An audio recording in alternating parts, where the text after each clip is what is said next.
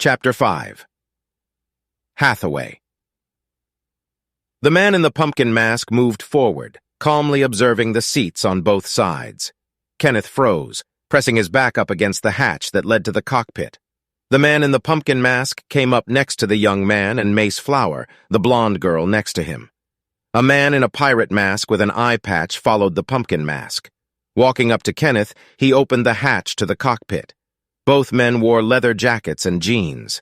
Sturdy weapon belts were fastened around their waists, complete with hand grenades.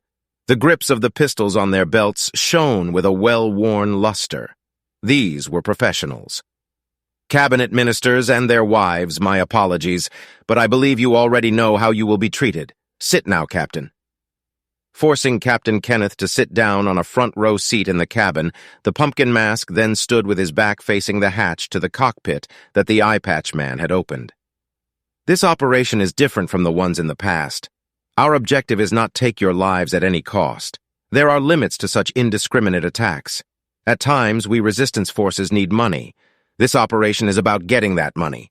In exchange for your lives, we will acquire military funds from the Earth Federation government. If we succeed, all of you will be released. As for the civilians, they too will be released with the appropriate ransom payment. The open mouth of the pumpkin mask did not muffle the man's voice too much, but the Halloween mask itself was quite an effective tool of intimidation. What seemed to be another one of their companions could be heard entering from the back of the cabin. Hathaway heard the purser groan as he was hit. It seemed that the witch and the pirate had proceeded to the cockpit and opened the door. Pumpkin Mask made no move to close the half-open door in front of him, holding it open with his body. Each man held a lightweight machine gun. This was to avoid damaging the ship in the close confines of the cabin. "Spare my life, please!" A scream rose from among the old women. "Don't scream, it's annoying!" Hearing the Pumpkin Mask's threatening voice, silence overtook the cabin. "Very good. Now, so long as things remain as they are, all of you will be saved. We are currently organizing an army at a certain location in order to oppose the Earth Federation forces. To do that, we need money. I ask for your cooperation in order to avoid useless bloodshed. Purser!"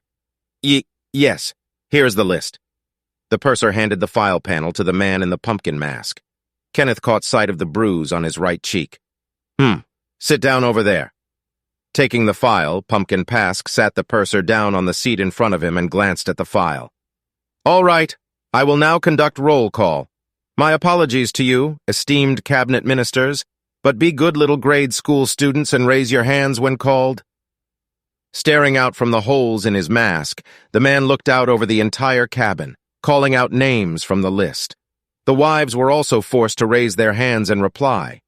Only half a year since Mufti's activities had come to the forefront, it was strange for so many members of the Earth Federation government's Central Council of Ministers to be gathered in a single place. However, that the operations of the Houndzin were even kept from the military was just a cover-up. The fact that Mufti had yet to set hands this ship was surely the reason things had ended up this way. "How did you find out about this ship?" One cabinet minister spoke up before the man in the pumpkin mask had finished his roll call. "With the exception of answering our commands, questions aren't necessary. But you see, we are in a position to inquire about your organization's secrets." The calm, overly familiar questioning the old fox of a minister spelled out was more than enough to rub the already nervous hijacker the wrong way. "You sure can talk." The man in the pumpkin mask let out a short burst from his machine gun, spraying shell casings around the cabin. It happened in an instant. "Ah!" One of the wives let out a scream and stood up. Her right cheek and shoulder were stained red with blood.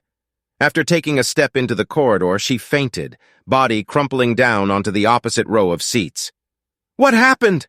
The man with the witch mask jumped out from the cockpit and looked over at the pumpkin mask. "An execution. Don't mind it. Continue contacting Hong Kong. We must communicate our situation and demands to the Federation government as soon as possible." "Gotcha. Listen up, you dogs. Thee is the work of Mufti Aaron. I warned you not to forget about that. And don't stand. Roll call isn't over. I am prepared to execute another one or two of you." Hearing the pumpkin mask's angry voice, the witch mask returned to the cockpit. The pumpkin mask returned his gaze to the list. "Gigi Andalusia. Here. A meek reply rose from among the seats. "You're rather young, aren't you?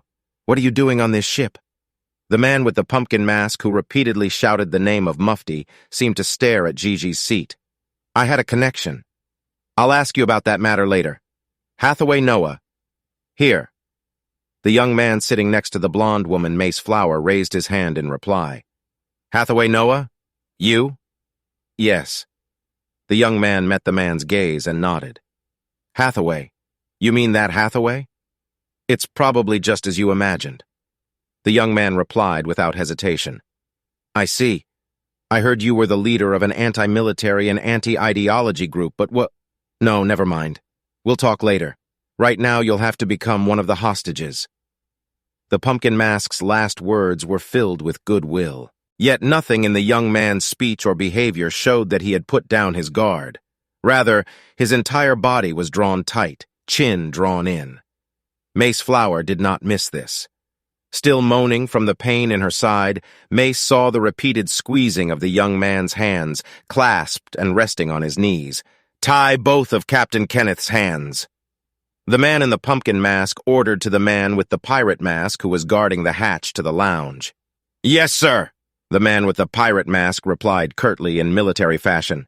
22 passengers and 5 crew members, 1 dead.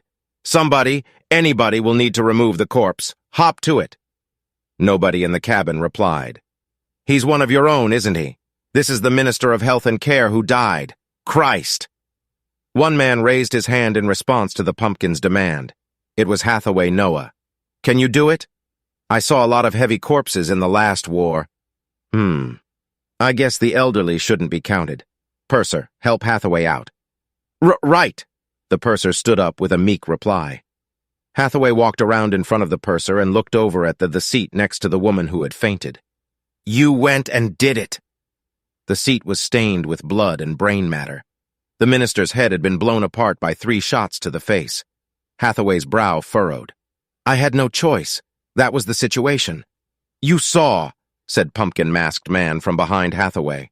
Hathaway felt the weakness in his reply. Yet he also knew to avoid rash actions in an uncertain situation with multiple enemies. "I need a blanket, purser."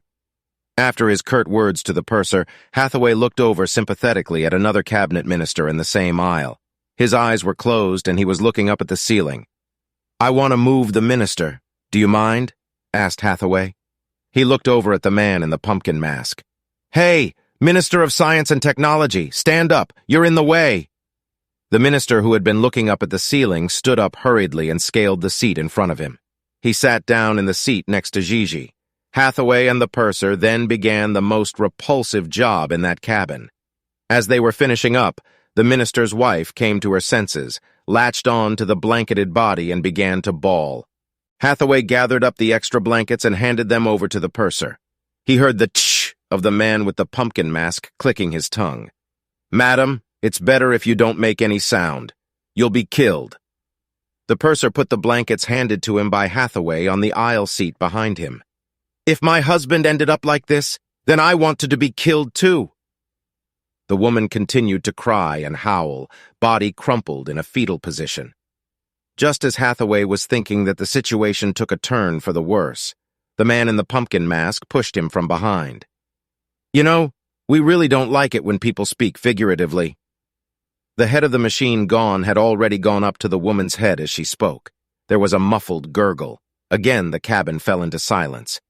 "You don of a bitch!" Hathaway twisted around and glared up at the man in the mask. "What?" The man drew back reflexively and pointed his gun at Hathaway. "Why don't you kill those guys who lie about being Mufti?" The girl's words hit the man in the pumpkin mask and Hathaway like a slap to the face. "What?" Right as the masked man let down his guard, Hathaway's uppercut sliced into his chin. The man with the pirate mask behind him in the passage aimed his gun. Twisting his body, Hathaway threw the blankets the purser had placed on the aisle seat at the man with the pirate mask and rolled into the passageway. He could hear the sound of the pirate mask's machine gun tearing through the blankets, but that was above him. In an instant, Hathaway's legs swept his feet out from under him, and staring up at the gun pointed down at him, Hathaway redirected his body to the right of its aim. Using 2 seats at his side as support, Hathaway drove his foot into the pirate man's face and used his heel to crush the right wrist holding the machine gun.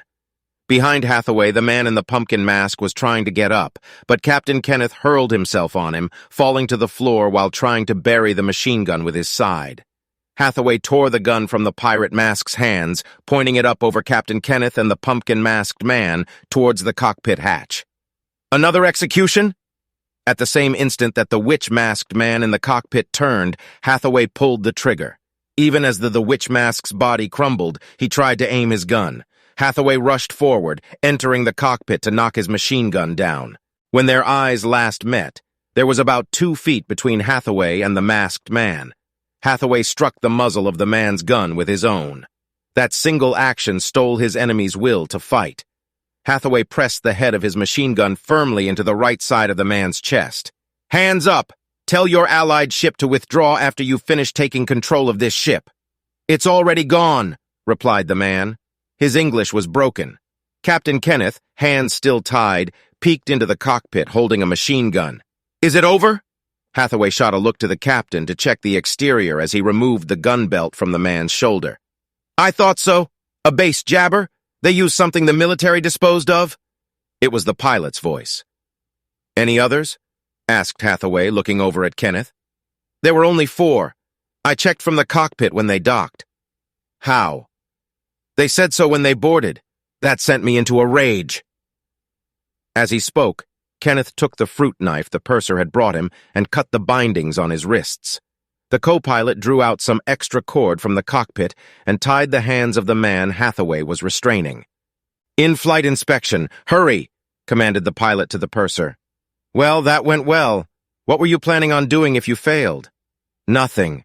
It was either fall into the ocean together or I would end up like the Minister of Health and Care." Feeling the cold sweat trickle down his armpits, Hathaway finally let out a sigh of relief. "Anyway, let's tie this guy up in the lounge." Shouldering the machine gun, Kenneth removed the man's eye patch mask and pushed him into the cabin. Still thinking that he should at least stay alert until things had settled down, Hathaway followed Kenneth out and watched over as the purser took the civilian passengers and the last hijacker into the lounge. "Captain, and Hathaway Noah, was it? I am grateful." The girl in the front seat, Gigi Andalusia, met Hathaway's eyes and let out a faint smile. Seeing the girl's smile, Hathaway remembered that things had gone well thanks to her words. Hathaway wondered how the girl knew that the hijackers were just using Mufti Aaron's name. The men shouldn't have given anything away. Yet Gigi Andalusia had definitely shouted that those men were not with Mufti. Because of that, things went well. Was there some meaning behind it? This was the problem that bothered Hathaway.